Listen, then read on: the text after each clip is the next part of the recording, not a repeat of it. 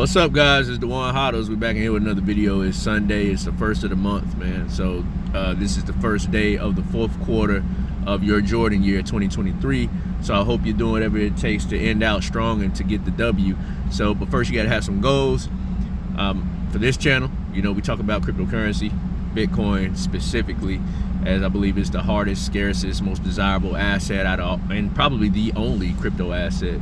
So, and this is a new asset class, and I believe that this will go down as one of the few times in human history that that humans will be able to retain some type of monetary sovereignty, and to be able to get in on this while you can as a form of exchanging fiat government issued currency for assets such as this. So but anyways, if you are doing that already, congratulations to you, kudos to you. I hope you're doing it responsibly via a peer-to-peer decentralized exchange such as HODL.com. The link's down in the description, where all you need is your email address and a password to sign up, and you obtain your sats, which is the smallest unit of Bitcoin, in a non-KYC fashion. Also, to store that Bitcoin securely, there is a hard wallet that's open source that is recommended throughout the Bitcoin community. It's Bitcoin only wallet. It's called the Cold Card wallet, and that is down in the description box below under the link CoinKite.com. So 2 links to check out. Let's get into it. So what I want to discuss here is that you know, you're still able, in my opinion, I believe that people are still able to get those X's that they are looking for when they seek investing opportunities in the cryptocurrency arena industry. You still get those X's with Bitcoin, in my opinion. I know a lot of people harbor the feeling of that altcoins, smaller cap cryptocurrencies, still have a lot of moves to be made, as Bitcoin's been around longer and it seems to hold a relatively large market cap compared to the other cryptocurrencies. But I think this is a form of lack of research, a lack of understanding of the context that even cryptocurrency in its entirety fits, especially Bitcoin, when it comes to its utility as a decentralized monetary network, and a asset that is in finite supply. So I think they don't really understand the context and the solution that is already providing to an existing problem globally, right? And so when you look at how much money is in that problem to be solved by Bitcoin, it's just exponential compared to the more insignificant use cases that many altcoins are looking to solve. So this is common sense. I actually talk about this a little bit in a online course that I was making almost 2 years ago, which I actually completed last year, but have held off on trying to put it out because you know, I'm just not too confident in a lot of people when it comes to holding sophisticated ideas and being able to unravel them and to make sense of the concepts. I hope I don't sound too snobbish or arrogant, but this is true. You know, you had to come out with stuff that people are ready for and that that a market can receive. I think the market is just too small to understand this concept. So this is why I just rather just talk about it on the phone. You know, when thoughts come to my head, I'll just talk and share with y'all.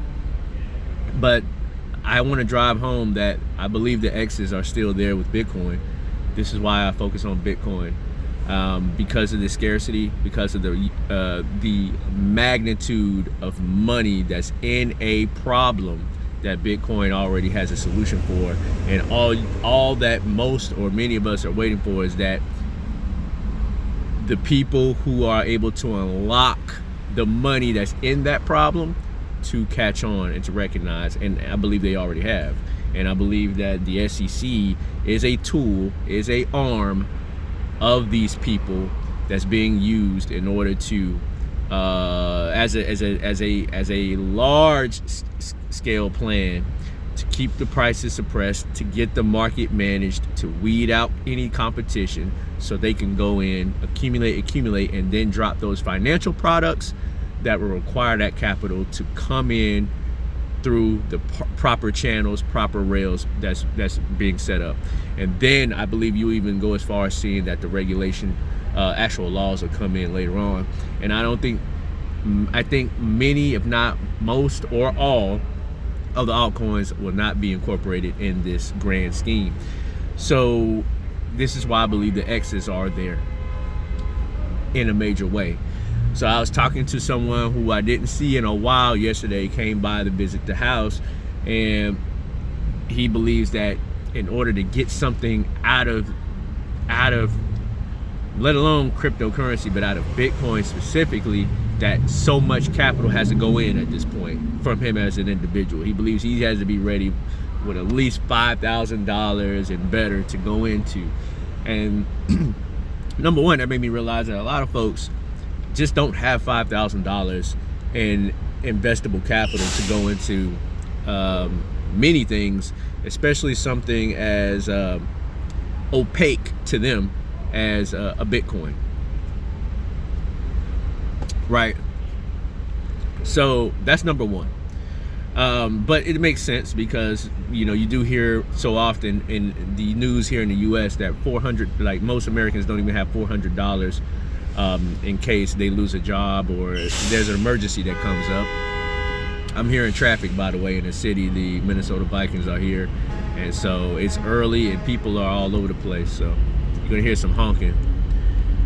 But anyway, I digress. And so you hear that 60% of Americans live paycheck to paycheck, debt to their eyeballs, wages are slipping against cost of living. So I understand that when people get deterred easily because they're like, hey, you know what, money's tight as far as just having investable capital, and I don't want to take a chance of losing it at this point on something such as Bitcoin that hasn't really got the best press to the American people as a good investable asset. So this is the issue too. You know, American people are just so programmed to wait. And I think it's most people in the world, especially Western countries, because their governments have them on such a tight leash. They wait for the government to say this is okay, this is good, and this has gotten the American people far behind and in bad situations. This is why most people in Western societies are sick, overweight, poor, you name it, right? Because of the medical and nutritional recommendations and the monetary recommendations. They'll tell you to get into markets at the top. They'll tell you to go into stocks at the top. They'll tell you to go buy a house at the top.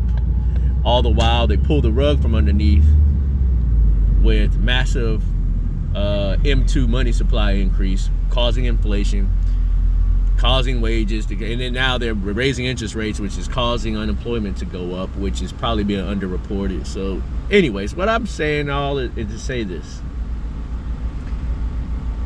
the X's are there in Bitcoin. Whether the retail market is going to be in a good enough health to jump in this or not, it has nothing to do with the retail market at this point, especially with Bitcoin. And I told people this a year ago. Retail is completely divorced from the X's that Bitcoin will see, because most of that investable capital that Bitcoin solves is not with retail. It does help retail's problem, but it's going to solve the massive amount of financial asset money out there. And altcoins I think they're obsolete. So anyways, let me know what you think down in the comments though. It's a nice day out. I'm gonna enjoy the day, man. You guys take care of yourselves out there. Keep doing your research. Don't think you know everything. Don't listen to influencers, because there's a bias slant. You can even think I got a bias slant towards Bitcoin if you want. I have the option to divest, just like anybody else, from Bitcoin to some shitcoin, and to play to see if I can get 100x on something. But I'm a little too analytical for that. I can't rest well knowing knowing what I know and doing opposite of what I know. So anyways, I'll chop it up with y'all later on. 10 minutes. Take care.